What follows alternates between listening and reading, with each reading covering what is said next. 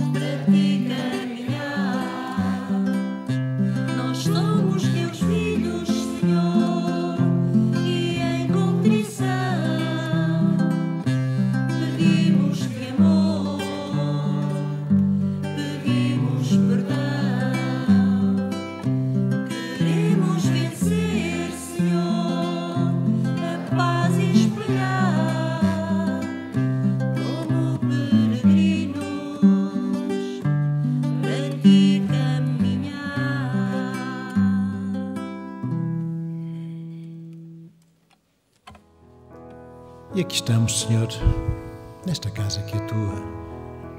E também nosso irmão maior, como dizias, eu sou o caminho, a verdade e a vida, que todos nós devemos ouvir e sentir os teus ensinamentos que há 2000 anos nos deixaste.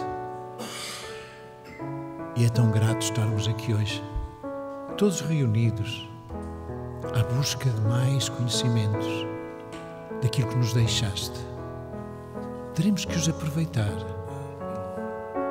E também o agradecimento a toda a espiritualidade maior desta casa que tanto nos tem ajudado. E não é por acaso que hoje começamos um trabalho fantástico. O nosso compromisso, que todos devemos estar unidos, para que assim possamos todos chegar ao fim. Mas o conhecimento que nos deixaste é o principal. Então vamos continuar para que possamos, todos nós, unidos, dar o teu testemunho, mas acima de tudo também o nosso compromisso de no nosso dia-a-dia sermos cada dia melhores.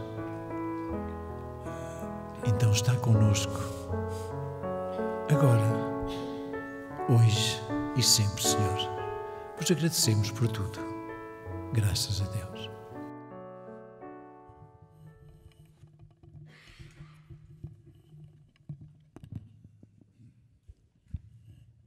Do Evangelho segundo o Espiritismo de Allan Kardec, capítulo 10º, item 19. Ninguém, não sendo perfeito, além, tem o direito de repreender o vizinho? Certamente que não, pois cada um de vós deve trabalhar para o progresso de todos e, sobretudo, daqueles cuja tutela vos foi confiada. Mas deve ser feito com moderação, com uma intenção útil e não como geralmente se faz pelo prazer de difamar. Neste último caso, a censura é uma maldade. No primeiro, é um dever que a caridade manda cumprir com todo o cuidado possível. E ainda assim, a censura que se faz a outro deve ser endereçada também a si mesmo e perguntar-se se não a merecemos. São Luís, Paris, 1860. Será repreensível observar as imperfeições dos outros quando disso não se possa resultar nenhum benefício para eles, mesmo que não as divulguemos? Tudo depende da intenção. Certamente que não é proibido ver o mal quando ele existe. Haveria mesmo inconveniente em não ver por toda a parte senão o bem. Esta ilusão prejudicaria o progresso. O erro está em fazer essa observação em prejuízo do próximo, desacreditando-o na opinião pública sem necessidade. Seria ainda repreensível fazê-la só para se comprazer com o sentimento de malevolência e de satisfação por encontrar os outros em falta. Mas dá-se inteiramente o contrário, quando se lança um véu sobre o mal para ocultar publicamente. Nos limitamos a observá-lo para proveito pessoal, ou seja, para o estudar e evitar aquilo que censuramos nos outros. Esta observação, aliás, não é útil ao moralista. Não é útil ao moralista? Como descreveria ele as extravagâncias da humanidade se não estudasse os seus exemplos? São Luís, Paris, 1860. Do livro Vem Comigo, de Maria Teresa Magalhães, item 77, Maledicência. A Terra é um mundo de expiação dos erros que contabilizamos em nossa consciência. Erros que certamente rondaram a maldade para conosco e para com o próximo. Todos mantemos essas tendências, porque ninguém muda de um momento para o outro, pelo que não podemos apontar nos outros aquilo que ainda deixamos que se manifesta em nós. Vigia teus sentimentos, vigia teus pensamentos e cuida de eliminar a tendência de fazer sair pela boca aquilo que, em verdade, envenena o coração e cria consequências com que te defrontarás no futuro. Contraria a tentação que sempre te surge face aos desafios que se te colocam, diante de injustiças que te ferem ou ferem os teus. Sempre surgem em nossa vida para nos ajudar a libertar-nos de atos idênticos que praticamos e como desafios para testar a nossa determinação de não voltar a fazer, num mundo que também nos pede a prova de não repeti-los. Alimenta o amor em teu coração e ser-te-á mais fácil a vitória.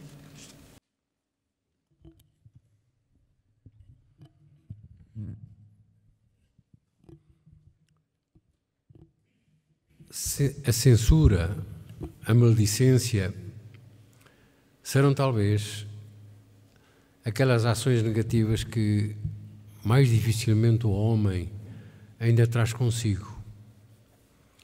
Vemos nos noticiários diários, jornalísticos ou televisivos, um manancial de descrédito, fundamentados principalmente naquilo que são as situações desencadeadas pela censura negativa, pela maledicência, pelo falar no outro, sempre da maneira mais crítica, da maneira mais infeliz. É difícil para o homem ainda, para a grande maioria dos homens, pensarmos no nosso irmão do lado daquela forma afável, mais simpática, olhando nele ou nela aquilo que eles têm de bom, aquilo que eles sabem fazer de bem, aquilo que eles sabem dizer, que nos alegram, que nos dão força, que nos dão ânimo, que nos dão essa força e esse ânimo para sermos capazes de ultrapassar a jornada que temos pela frente. A doutrina de Jesus traz-nos essa grande verdade da imortalidade do ser que somos. A escola da terra, bendita também, vai-nos dando as condições para podermos cada vez mais e melhor aprender, conhecer, desenvolver aquilo que são os nossos recursos interiores, que são tantos, que são tão importantes para nós, mas também para os outros, que nem sequer nos damos conta de que pertencemos a um todo. E esse todo somos nós, como criaturas de Deus. Somos seres inteligentes, convidados a sermos melhores. Convite feito há tanto tempo pelo Mestre e que hoje continuamos ainda interrogados.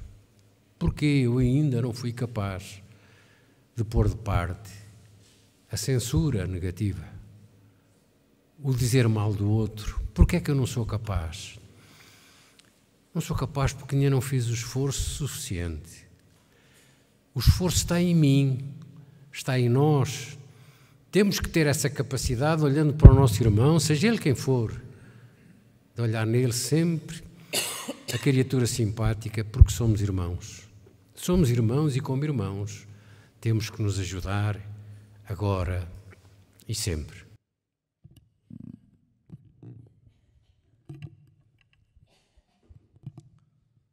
As leituras de hoje, a do Evangelho e também a do livro Vem Comigo, têm a ver com esta questão se devemos ou não repreender os erros ou os males que vemos serem praticados nos outros. E o Espírito de São Luís e também o Espírito de Maria Teresa Magalhães são claros e assertivos na forma como nos explicam esta situação.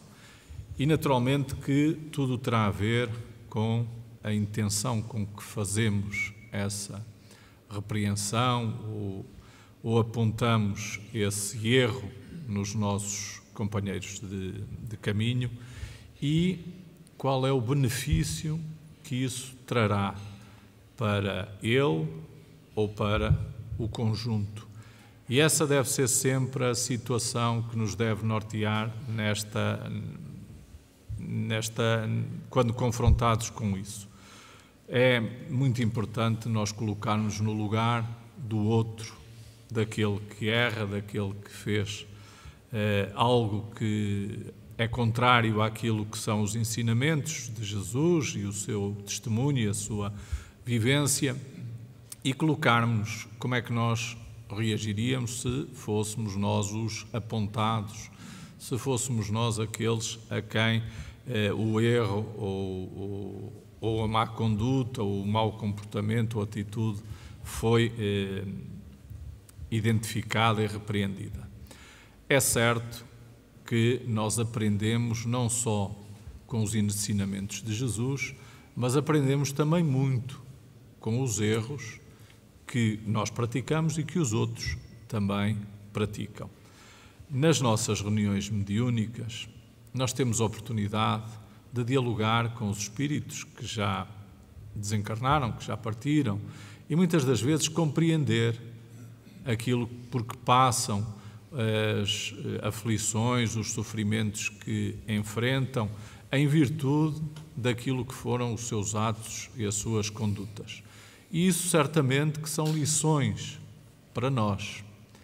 E se nós pensarmos bem na forma como dialogamos com eles, nós não os recriminamos, nós não os julgamos, nós procuramos erguê-los, procuramos consolá-los, procuramos dar-lhes uma outra esperança, uma outra visão, um outro caminho, para que possam modificar-se e melhorar-se.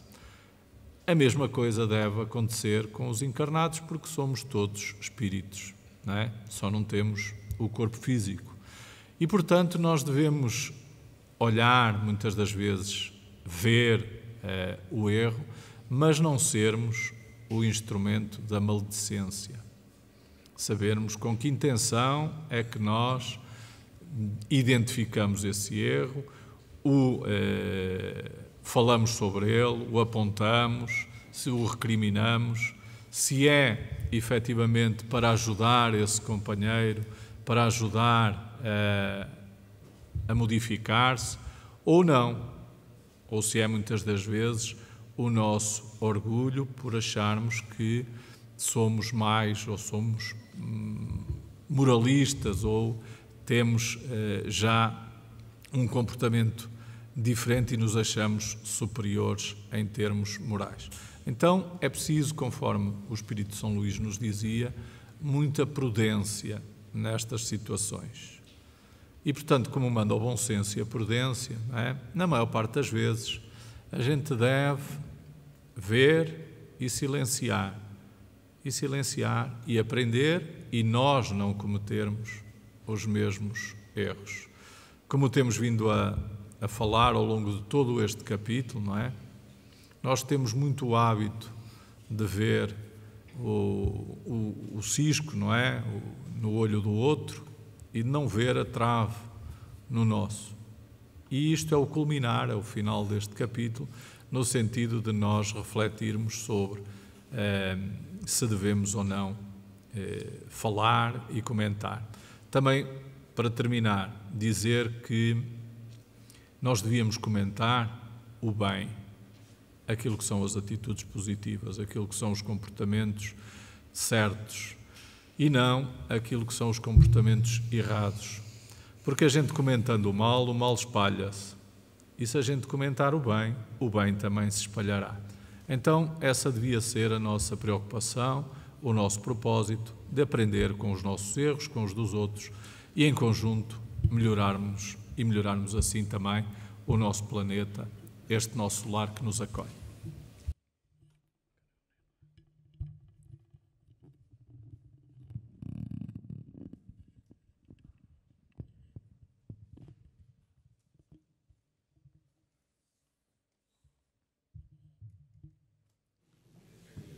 Silenciar no nosso íntimo e a vigilância do nosso pensamento são duas mensagens que retemos hoje. São tantos os ensinamentos que nos deixaste, Senhor, e por todos eles te agradecemos. É com eles que nós vamos podendo melhorar, modificar-nos e irmos ganhando aquilo que todos procuramos, mais bem-estar e trazer mais serenidade ao nosso lar. Gratidão pelos ensinamentos e pela oportunidade de nos juntarmos, para discutirmos e para refletirmos sobre aquilo que há 2000 anos nos trouxestes e que continua a ser difícil de assimilarmos, se calhar difícil de pormos em prática. Continuamos nesta senda de escutar e também de termos a oportunidade de dar testemunho do que vamos aprendendo. Sobretudo, dar testemunho pelo nosso exemplo daquilo que aprendemos. Que assim seja.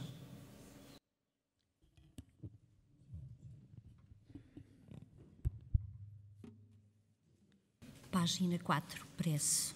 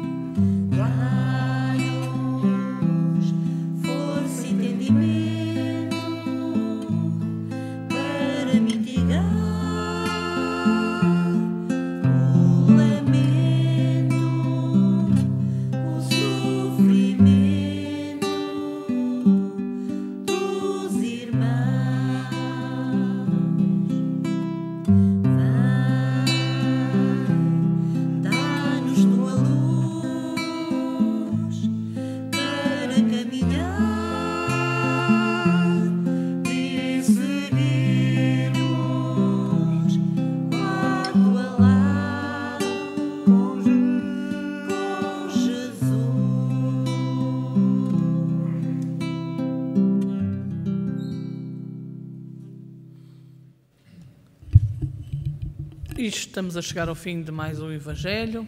Antes de nos despedirmos, gostaríamos de relembrar que estamos em direto através da associação, da nossa associação, todas as segundas, quartas e sextas, com palestras por volta das 20h30, hora de Lisboa, 16h30, hora de Brasília.